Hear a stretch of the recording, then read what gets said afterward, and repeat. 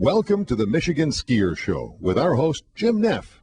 Join us each time as we explore the people, the places, and the events that shape our great sport. I'd like to welcome everybody to the fourth of a five-part series on my father, the founder, Everett Kircher of Boyne USA. And at this point, I'd like to thank everyone for all their support over the years, and hopefully you look forward to the segment upcoming. It certainly indicates his vision for the future of the company and the magnitude of his accomplishments over his lifetime. So thank you.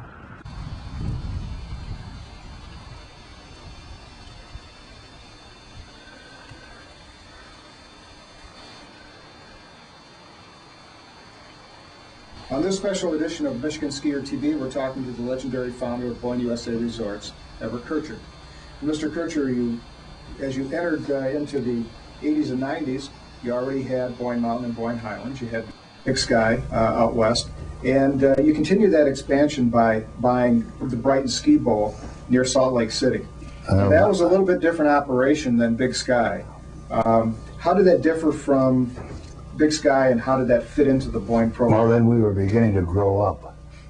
We found that all those things that we talked about were not all that true, that you didn't need all those rooms and to attract it. All you had to do was build a ski resort near a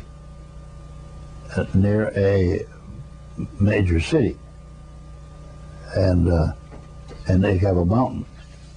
So that generated into buying Brighton, which was in Salt Lake City, virtually, and they had a base. They were skiing about 500,000 skiers at that time, and those are all lift tickets. So it doesn't take a magic number, a magic. You don't have to be a computer operator to understand that a dollar increase is a $300,000 or $400,000 increase in revenue. And we bought it. They had a $5 lift ticket. Well, anybody knew, but everybody else was at 15 and 20. Well, you know damn well that you can squeeze out another dollar, and it's going to give you, you're going to make that much more profit. But well, that was the first sign. Then don't lose the money, and that extra money you're making on price raises in your in a hotel, which is a poison for overhead. So reversed ourselves in our business sense and thinking. In Michigan, cold is cool. Just ask the thousands of skiers and boarders who play all winter long at more than 40 downhill destinations and on 1,500 kilometers of cross-country trails. Downhillers will find hundreds of slopes perfect for all skill levels. If cross-country's your style, there's plenty of ups, downs, and flat-out fun from Detroit to the Upper Peninsula. Either way, Top Shelf Resorts offer all you need before, during, and after skiing. It's all topped off with an extra big helping of snow, compliments of the same Great Lakes that bring you Michigan summers. Michigan, Great Lakes, great times, great skiing. Now, even though you bought the Brighton Ski Bowl, you still kind of had your heart here at Boyne Mountain, because in 1992 you opened America's first sixth-place chair. And I know you were instrumental behind the thinking in that, along with the Doppelmayr Corporation. What input did you have into that sixth-place chair, and why did you want to bring one here to Boyne Mountain? In the sixth place? Yeah. Well, we wanted to cut our overhead in the number of lifts that you're running and still maintain our productivity. So that goes along with productivity of everything during the 80s and 90s. The 90s saw you also purchase Crystal Mountain, Washington. How does Crystal Mountain compare with the operations at Big Sky and Brighton?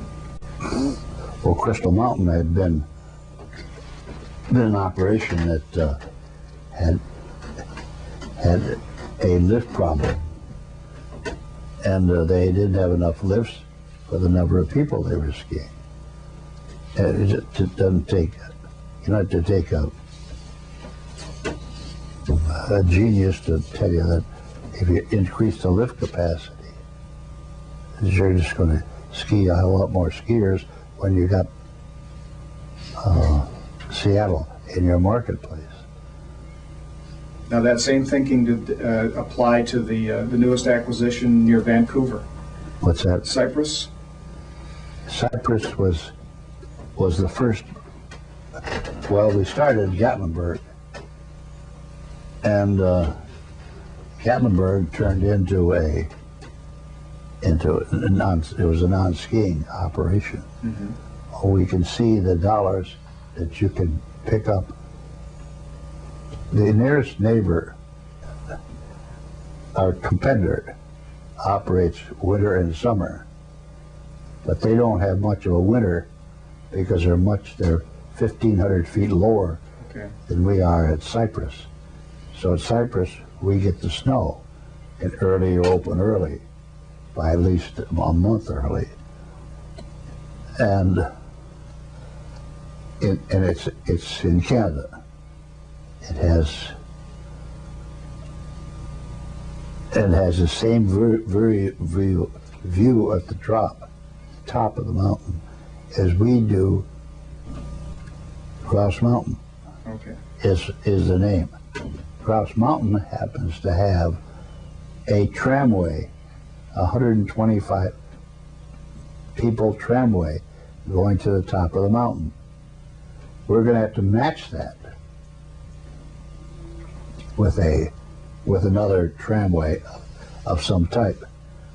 What we need to do is build a 6-place gondola, which will have more winter capacity, because they're short of winter capacity, and they have long lift lines on this 125-person gondola.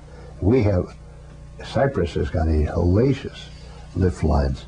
You might get up 2 or 3 times on a lift ticket and a day, and otherwise you're standing in line. So there's enormous pressure for good uphill facilities. They don't care because they're making $1 million a year on their summer operation. Okay. And we intend to pick up at least half of that. Now that fits right in with that Boyne specialty of getting people up the hill. That's right. You did the same thing at Brighton by replacing some old rickety lifts with some very modern high-speed lifts, and that improved the skiing. Well, we're blending more equipment with more opportunity. Okay. Well, going to continue that expansion through the 90s, and when we come back, we're going to talk about what's yet to come for Boyne USA.